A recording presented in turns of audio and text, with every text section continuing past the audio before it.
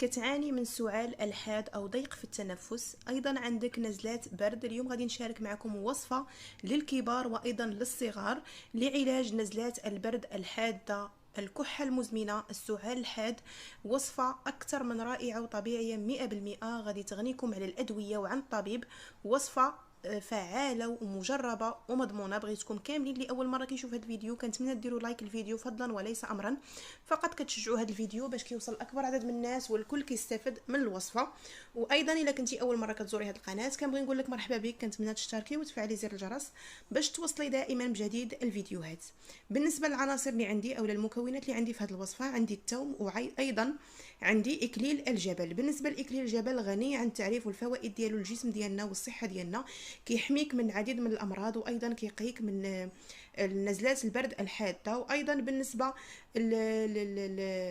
للثوم فهو مضاد حيوي طبيعي، مضاد للالتهاب، كيساعدك بشكل كبير في علاج نزلات البرد الحاده والسعال الحاد.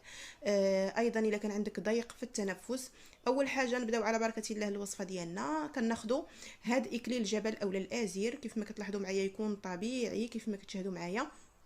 حاولوا تستعملوا اكليل الجبل اولا الازير اللي يكون مازال طري، ما يكونش مجفف. الى كان طري كيكون من الاحسن، ولا ما كانش عندكم يعني مازال يعني طري، حاولوا انكم تاخذوه مجفف. كتاخذي واحد العريش صغير وكنضيفوه في هاد الكاسرونه هذه كيف ما كتلاحظوا معايا. اول حاجه غادي نغسل هاد اكليل الجبل باش نتفادى بانه يكون فيه غبار. كنغسلو جيدا كيف ما كتلاحظوا معايا. مباشرة اخواتي غادي نزول هذاك الماء اللي غسلت فيه هذاك الاكليل الجبل اللي عندي كيف ما كتلاحظوا معايا، وكنضيفو في ديك الكاسرونه نفسها من بعد حتى هي ما كنغسلها.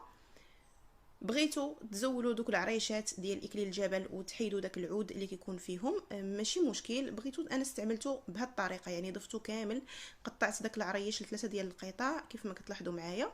وهنا غادي ناخذ فصين من الثوم. بالنسبه للثوم اخواتي رائع جدا لنزلات البرد الحاده، وبالنسبه لهذه الوصفه هذه تقدروا تعطيوها لوليداتكم الصغار ويقدروا انهم يتناولوها لكم، لان غادي نعطيكم واحد التقنيه اولا واحد الطريقه حتى للوليدات الصغار باش يعني، لان كنعرفوا بزاف الوليدات الصغار ما كيبغيوش يتناولوا لنا الادويه اولا اي وصفه طبيعيه اللي كتكون يعني المذاق ديالها مر او حار، ما كيبغيوش انهم يتناولوها.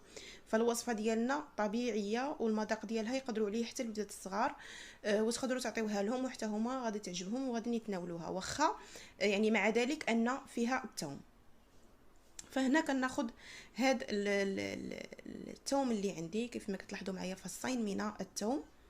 من بعد ما غادي نقيهم غادي نقوم بالبشر ديالهم في مبشره اللي تكون رقيقه كيف ما كتلاحظوا معايا. غادي ناخذ مبشره اللي تكون رقيقه وغادي تحاولوا انكم تبشروها باش تستافدوا من الفوائد ديال داك الثوم، لان نستخلصوا باش نستخلصوا الفوائد ديالو كامله. غادي نحاول باش انني نبشرها كيف ما كتلاحظوا معايا. وكنتمنى اخواتي الا بغيتوا كتعرفوا شي حد من العائله ديالكم اولا اخواتكم اولا اصدقائكم كيعانيوا من نزلات البرد الحاده واخا كياخذوا الادويه ما كيتعالجوش، فما عليكم غير تصيفطوا لهم اولا تبارطاجيو معهم هذا الفيديو هذا، لان غادي ينفعهم بزاف. وايضا حتى بالنسبه للوليدات الصغار طبيعيه 100%. وكيف قلت لكم السر ديال هذه الوصفه ان الوليدات الصغار كيقدروا يتناولوا لكم هذه الوصفه هذه، واخا يعني فيها الثوم اللي كيف ما كتعرفوا الوليدات الصغار ما كيقدروش على الثوم، وايضا حتى بالنسبه للناس الكبار ما كيقدروش عليه. فهنا كنبشر هاد الفصين ديال الثوم اللي عندي كيف ما كتلاحظوا معايا. وبالنسبه للثوم اخواتي عنده فوائد لا تعد ولا تحصى للجسم ديالنا، كيحميك من العديد من الامراض. صافي هنا من بعد ما بشرتها كيف ما كتشاهدوا معايا غادي نشارك معكم ايضا الان مكون اخر رائع جدا لضيق التنفس، نزلات البرد الحاده، الزكام الحاد، ايضا بالنسبه للناس اللي عندهم سعال حاد ايضا اللي هو فليو. بالنسبه للفليو عفوا غني عن التعريف، فهي واحد النبته اللي كتكون حتى هي طبيعيه اولا مازال طريه في الارض، الا كانت مزروعه عندكم في البيت ديالكم واللي ما عندوش راه كتباع عند اي عشاب، كتلقاوها كتباع عندهم. اي عشاب كتقولي له فليو كيعطيه لك. راه كاين اللي كيتباع عندهم مطحون وكاين اللي كيتباع عندهم ما مطحونش بهذا الشكل هذا. كتاخدي هاد فليو هذا كتستعملي منه معلقه صغيره، الا كان مطحون كتضيفيه معلقه صغيره مطحونه، الا ما كانش مطحون كتضيفيه يعني بهذا الشكل هذا.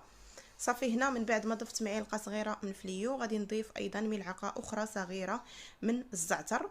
بالنسبه للزعتر اكثر من رائع، حتى هو لنزلات البرد الحاده وكيحميكم من العديد من الامراض وكيزول لكم البرد من الجسم ديالكم. كتاخدي معلقه صغيره ايضا من الزعتر. بالنسبه للناس اللي ما عندهمش الزعتر وعندهم الزعتره ممكن ايضا انهم يستعملوها، اللي متوفر عندكم ممكن انكم تستعملوه. صافي هنا اخواتي كيف ما كتلاحظوا معايا من بعد ما ضفت ملعقه ايضا من الزعتر، الان غادي نضيف الحليب. بالنسبه للحليب هاد الوصفه هذه غادي نستعملوها يعني بالحليب. كتاخدي تقريبا واحد الكوب كبير من الحليب وكتضيفيه لهاد العناصر هذه.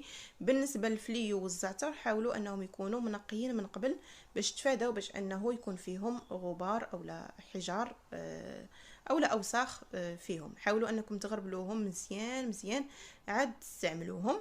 صافي هنا اخواتي من بعد ما ضفت هاد العناصر كامله غادي ندير هاد الكاسرونه فوق النار ونخليها تغلى تقريبا واحد المده حتى كيبدا يغلى معاك داك الحليب.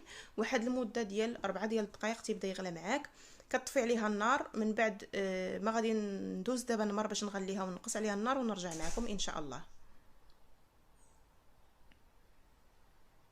صافي الان اخواتي من بعد ما غلات ليا تقريبا واحد المده ديال 4 ديال الدقائق كيفيض معكم داك الحليب مباشره كتاخدي واحد المصفاه وكتصفي هاد الكوب هذا اللي عندك كيف ما كتلاحظوا معايا. بالنسبه لهاد الحليب هذا كيكون فيه الفوائد ديال هاد العناصر كامله اللي ضفنا. فبالنسبه لوليداتكم الصغار الا بغيتوا انهم يتناولوا لكم هاد الكاس ديال الحليب ما عليكم غير تضيفوا اما السكر او العسل الحر. لكن من العسل الحر كيكون من الافضل حتى هو دواء. فكتضيفي ملعقه من العسل طبيعي او ملعقه من السكر الناس اللي ما عندهمش السكر او الناس اللي ما عندهمش عفوا العسل. كتخلطي جيدا. بالنسبه لهذا المشروب هذا كيتشرب 3 مرات في اليوم. كيتشرب في الصباح على الريق، وايضا كتاخديه وسط النهار وكتاخدي كأس اخر قبل النوم. فعندكم 3 مرات في اليوم. تداومي على هذه الوصفه لمده ديال 3 ايام كوني على يقين كتشفيك من عده امراض منها السعال الحاد الزكام الحاد نزلة البرد الحاده. وكتقوي لك المناعه ديالك لانها مضاد حيوي طبيعي. كنتمنى اخواتي الى عجبكم الفيديو ما تنساوش ديروا لايك وتشاركوه مع الاهل والاحباب باش تعمل فائده للكل.